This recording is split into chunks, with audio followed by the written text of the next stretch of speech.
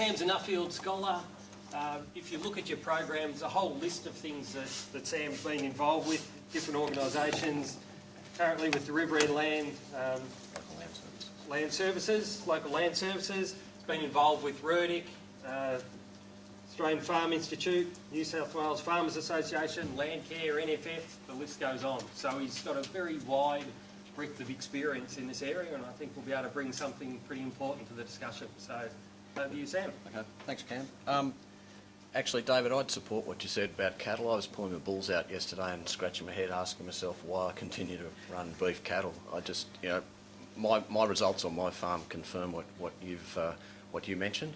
So I farm to an hour to the east of here at Gundagai, but we won't get into that discussion right now.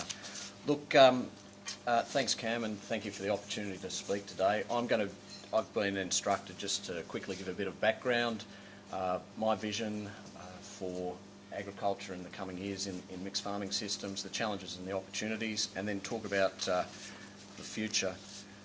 But first of all, I'd like to just recount a story. We were renovating our house the other day, pulling up the carpet, and then there was some lino under that, and another lot of lino under that, and it was pretty tiring work, and I decided to have a cup of tea, sat down and read the paper, the Sydney Morning Herald, and these were the headlines, drought reducing profits, speculation around mining, immigration, Western Australia wanting to seed, and rain interrupting play in the cricket. The interesting thing about this newspaper was that it was written in 1930, and I think that brings us to the issues that our industry face. Now, if we look at agriculture in the 1930s, the things that they were concerned about were infrastructure, land tenure, bulk handling of grain, water conservation and irrigation, research, development and agriculture. So the question is, has much actually changed with regards to the issues that we're faced with as an industry? And you can see here, this is my grandfather, a bit of an innovator, ahead of the curve in his 5 horsepower tractor, low emissions, and you can see, you could imagine that he'd be reincorporating his fuel load from his tractor back into the soils. Our farming system's actually gone through an evolution. You can see we started off conventionally farming, my grandfather in the 20s.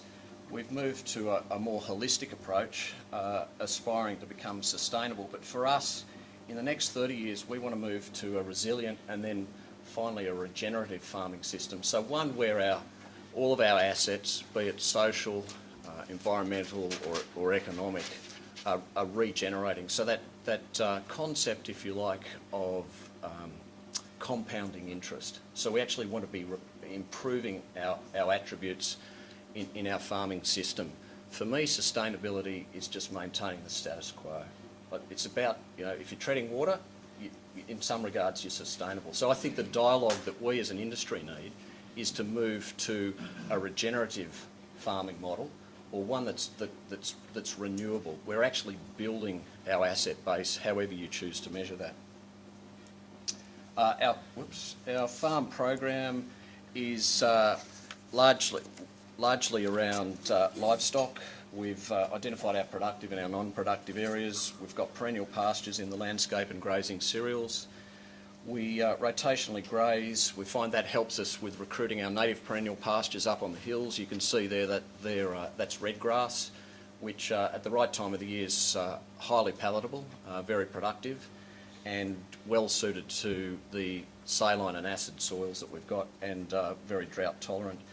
We've embarked on a program of revegetation and regeneration on our property, and we see our environmental assets as being key to putting in place a resilient system, and fenced according to topography. So my vision for a mixed farming system in 30 years' time, so 2044, is that it'll be agile, adaptive and resilient.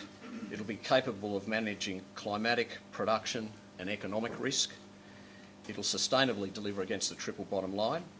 It'll be underpinned by cost-effective R&D and supported by evidence-based enabling policy. A question to all of you would be to come up with a piece of legislation in the last 30 years that's actually improved our productivity or our competitiveness?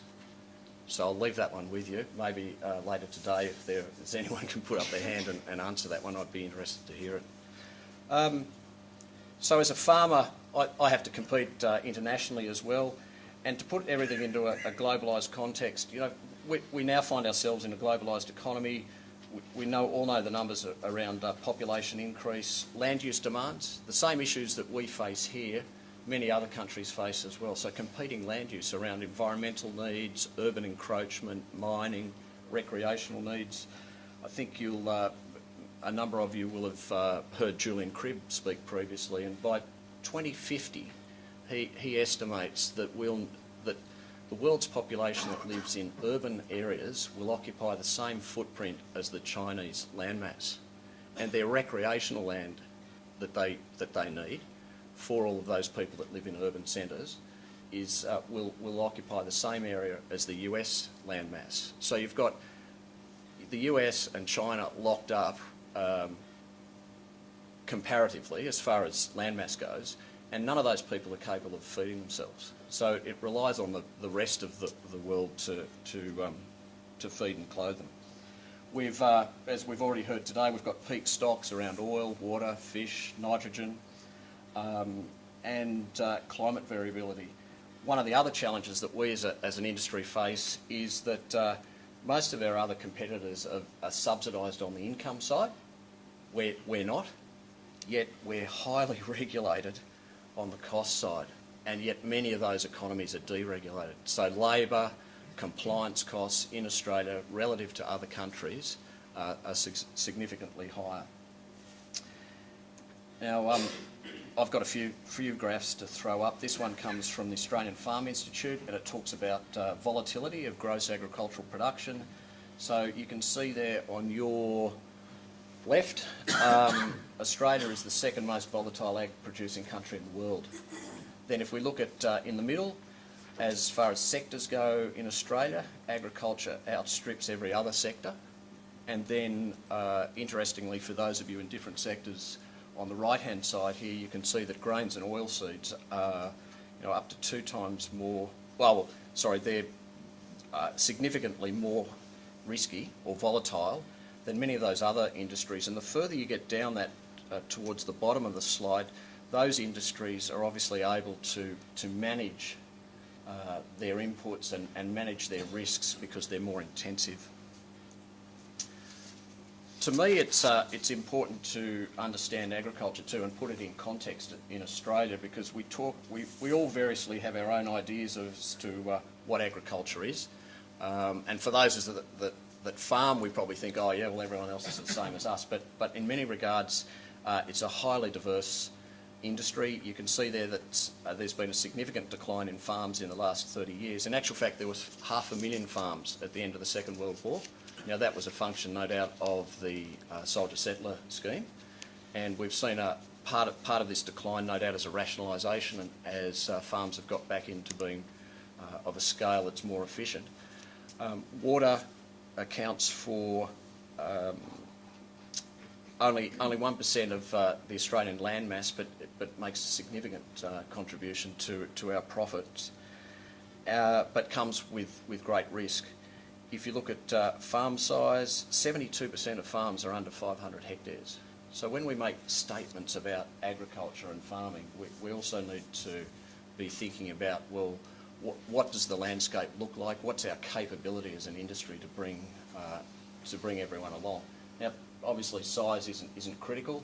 There's plenty of farms that are under a hectare in size and might have a turnover of, say, $2 million because they produce seed that's vital to the horticultural sector or something like that.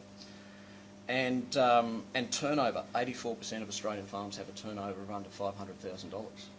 So what does that mean about your capacity to grow, to service debt, to withstand production risks and pricing risks? So, farming in 2014, I asked earlier, isn't much changed from the 1930s? I'd suggest that the structural issues remain pretty much the same. We're concerned about land tenure. We're worried about R&D. We have concerns around productivity and also around our labour markets. And actually all of these photos are taken from our place, and I'm probably addressing pretty much the same issues today as they were back then. Interestingly, the one up in the top left corner there, that's my grandfather. He had to clear the land if he wanted to continue farming. Potentially I'm going to have to plant trees back into that landscape if I want to continue farming. So perverse policy outcomes, it's something that we need to think about, particularly if we're taking that 30 to 50 year time frame. And that's a challenge for politicians who obviously have a much shorter time horizon for the decisions that they're making. So, challenges for Australian agriculture.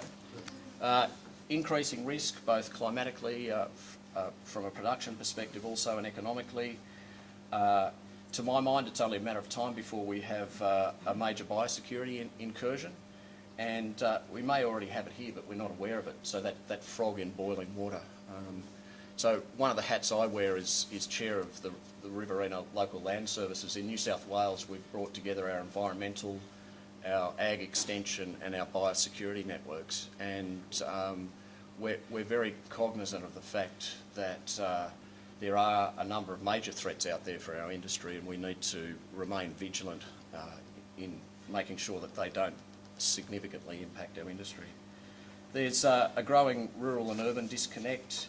As I mentioned earlier, we've got increased short-term political intervention. Graham, I think you threw up there a slide showing that we had an oil shock and subsequently a food security shock in 2008. I travelled that year on my Nuffield Scholarship. I think Mr Rudd was the Prime Minister of that year, and I came and went from Australia 4 times, and during that time the number one issue, well, the first time I left, was the global financial crisis. The next time I came back, it was food security. The third time I came back, it was fuel security. And the fourth time I came back, it was carbon.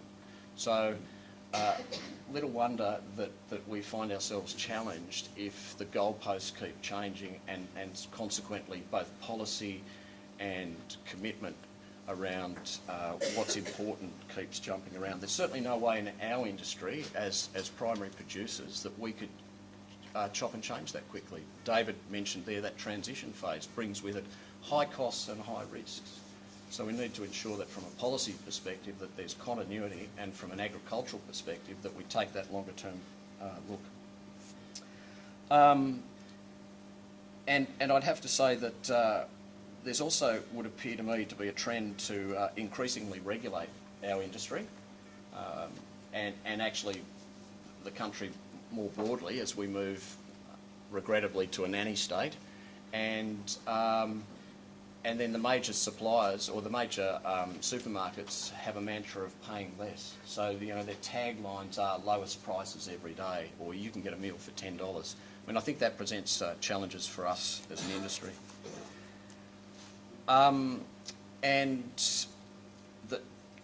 Don't necessarily look at the industries here. I think the key thing is to keep in mind that the green bars reflect land values. They've gone up significantly between so this is comparing 1990 to 94 against 2006 and 10. Again, it comes from the Australian Farm Institute. So land value has grown significantly. In many regards, debt has done likewise, but farm incomes haven't kept up with that. So as we're faced with greater production risk and climatic variability, our ability to potentially service those debts that have climbed will become an increasing challenge. So to me, the constraints and the opportunities that we've got, I actually see them as the same. So our constraints are around productivity, competitiveness, policy, capacity and capital. And to my mind, they're great opportunities. If we can flip those around, so take our glass half empty approach and flip it around to a glass half full, then and address these at a high level, a strategic level, but then make sure that we can apply it on the ground, I think we're headed towards some great outcomes for the industry. However, that requires change. And in 2001, the Allen Consulting Group did a review as to what were the impediments to change.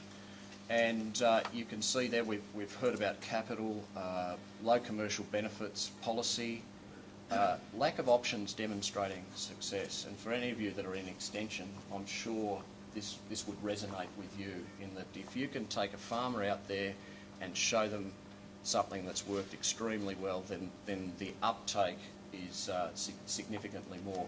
And I know some of our panellists this afternoon will be talking about success, and I'm sure there's some great examples there that would give us opportunities or give us the chance to think about other ways that we could maybe re-engineer our businesses to improve our productivity and our profitability.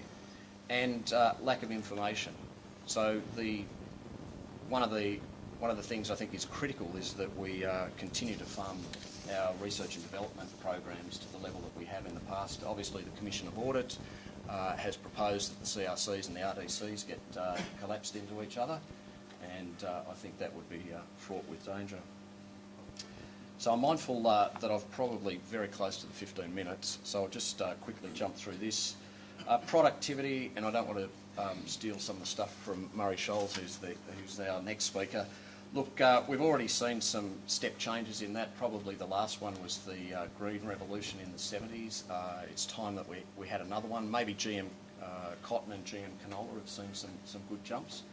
But as David alluded to, it's a long time since we've seen anything in the wool industry.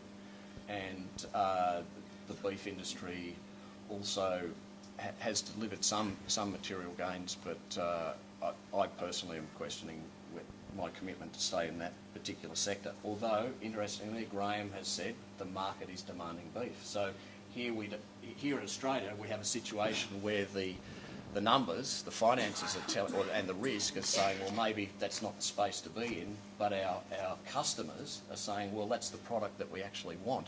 So the challenge for us as an industry is, well, how can we improve our productivity and our profitability to meet that demand?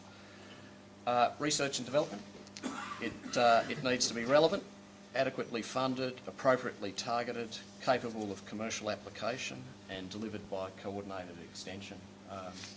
To my mind, there's a lot of opportunity there around the extension space.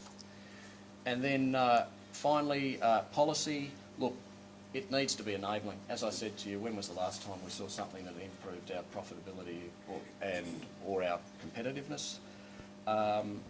It needs to be holistic. It can't be just siloed.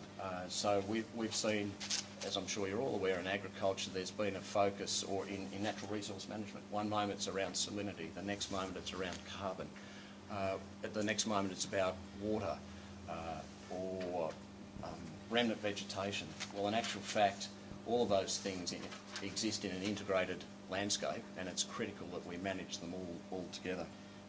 We need continuity. All too often we see policy cliffs just as we're sort of building up capacity and engagement amongst practitioners. There's a change of policy, bang, and we're back to square one and off we go again. We want measurable benefits. It needs to include the triple bottom line, and it needs to be highly flexible, that policy, recognising that we work in a very variable climatic condition. So in conclusion, change is inevitable. We need to manage our risk, embrace technology, innovate and develop agile farming systems. So for us as practitioners, we need systems that can adapt and change depending on the variables that are thrown up to us.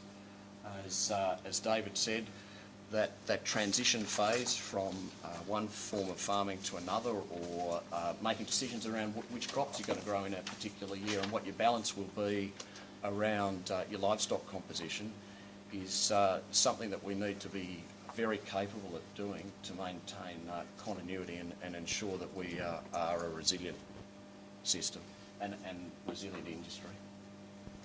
Fantastic. Thank you, Sam. A couple of quick questions. People have got them from the floor.